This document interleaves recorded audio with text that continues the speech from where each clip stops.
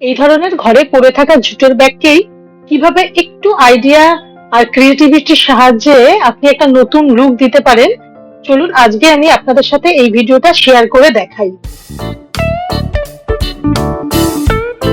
নমস্কার, আমার চ্যানেলে আপনাদের সবাইকে স্বাগত। Welcome to my channel. Marketing করার সময় আমরা কিন্তু অনেকেই এই ধরনের ব্যাগগুলো পেয়ে থাকি। পরে যেটা নর্মালি আমরা ঘরের কাজে ইউজ করি, কিন্তু কখনো বাইরের কাজে ইউজ করি না, কারণ কিছু নাম টামলেও লেখা থাকে, লুকসটাও খুব একটা সুন্দর থাকে না। তো ভাবলাম এরকমই একটা ব্যাগের একটু যদি মেকওভার করে নেওয়া যায় তাহলে জিনিসটা কেমন হয়। আর এটা যদি দেখতে ভালো হয় তাহলে নেক্সট টাইম আরো করতে পারি, বা আপনারা যারা দেখছেন তাদেরও কাছেও যদি এই ধরনের ব্যাগ থাকে আপনারাও করতে পারেন।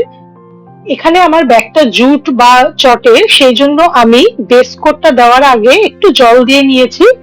আর বেস কোটটা প্রয়োজনে আমি সেকেন্ড টাইমও দেব, আর ফার্স্ট কোটটা শুকিয়ে যাওয়ার পরে সেকেন্ড কোটটা দিয়ে নেব।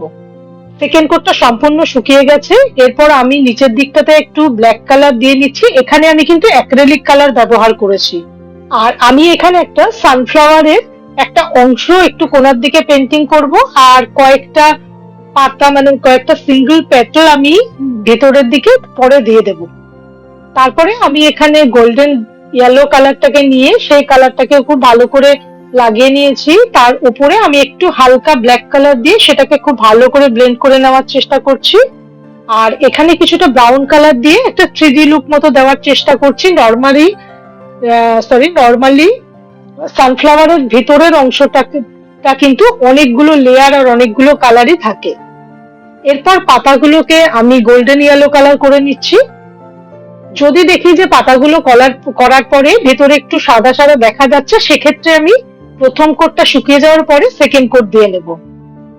এখানে আমি এই ধরনের পিকচারটা সিলেক্ট করেছি। আপনারা কিন্তু চাইলে আপনাদের পছন্দ মতো যে কোনো ধরনের পিকচারই সিলেক্ট করতে পারেন। আর যদি ডাইরেক্ট পেন্টিং করতে না পারেন সেক্ষেত্রে কিন্তু ট্রেসও করে নিতে পারেন প্রথমে। তারপর পাতাগুলোতে আমি একটু ডিটেলিং এর কাজ করছি। আর সেকেন্ড কোটটা শুকানোর আগেই কিন্তু আমি একসাথে দুটো কালার ব্লেন্ড করে নিচ্ছি। কালারগুলো একটু ভেজা থাকলে ব্লেন্ড করতে একটু সুবিধা হয়। এখানে আমি মেরুন, লাইট ইয়েলো, অরেঞ্জ আর ইয়েলো অকার কালার গুলো একটু শেডিং এর জন্য ব্যবহার করেছি। আর কেউ যদি খুব সূক্ষ্ম কাজ করতে চায় সেক্ষেত্রে কিন্তু বেস কালারটাকে খুব ভালো করে দিয়ে নিতে হবে, যাতে সেটা খুব স্মুথ হয়ে যায়, না হলে একটু কাজ করতে অসুবিধা হবে। নিচের দিকটাতে আমি একটু অরেঞ্জ কালার দিয়ে শেডিং করে নিলাম। তারপরে মেরুন, ব্রাউন এই সমস্ত কালার গুলো দিয়ে মাঝখানে একটু ডট ডট মতো করে নিচ্ছি। আপনারা যদি এই ধরনের ভিডিও দেখতে পছন্দ করেন তাহলে আমার চ্যানেলটিকে অবশ্যই সাবস্ক্রাইব করে রাখবেন। ভিডিও দেখে ভালো লাগলে লাইক, কমেন্ট, শেয়ার করবেন। ভিডিও নোটিফিকেশনের জন্য বেল আইকনটা প্রেস করতে কিন্তু ভুলবেন না। আমাকে জানাবেন আইডিয়াটা আপনাদের কেমন লেগেছে। আবার নতুন একটা ভিডিওতে আপনাদের সাথে দেখা হবে।